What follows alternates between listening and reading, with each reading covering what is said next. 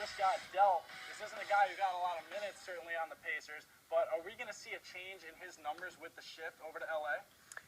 You know, let's jump back to 2011 when Danny Granger was an NBA All-Star. You know, this guy was putting up 20 points, 5 rebounds, 3 assists, you know, playing an All-Star level game. You give him the more minutes coming in with Doc Rivers, you know, those guys like DeAndre Jordan, Blake Griffin, Chris Paul, those guys combined with Danny Granger is going to be a great combination for him. Yeah, I'm going to have to disagree. Averaging a career low 8 points a game. Don't see him really fitting that well in with the Clippers. Too much of a log jam.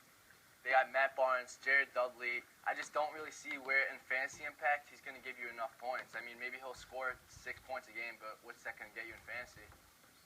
All right, guys. Well, that is going to make the score right now 2-1 in favor of Ryan. Obviously, the number to beat right now is 12. That's our very own Sam Watkins from the MLB who got that score. Next story, who's your top rookie fantasy player so far this year? Is it Victor Oladipo or Tim Hardaway Jr.? I'm going to go with a surprise here. I'm going to go with Tim Hardaway Jr. Ever since the All-Star break, he's been on a tear, averaging 17 points a game, 3 assists, and only 1 rebound. Yes, he has to work on his passing and rebounding, but I see this guy as a legit scorer. In the future in the NBA, he has potential to be a #1 guy. So, I mean, Oladipo's good, but he's raw. His shooting isn't that well. He's a hustler, but he's got a lot to work on. What do you think, Justin? You know, I really got to start off by saying he's one of those guys that he's great at one. He's not great at one thing. He's good at everything. You know, he can shoot, he can pass, he can rebound. He's a triple threat kind of player.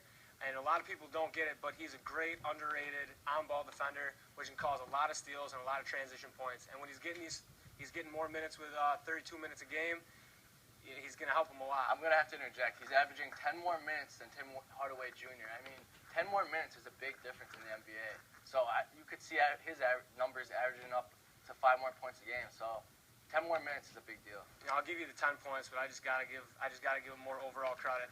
All right, well, that's going to knock the score up at 6-4 right now. Now we're going to take a look over at the green screen with our very own Jordan Dietrich. What's the latest in fantasy NBA, Jordan?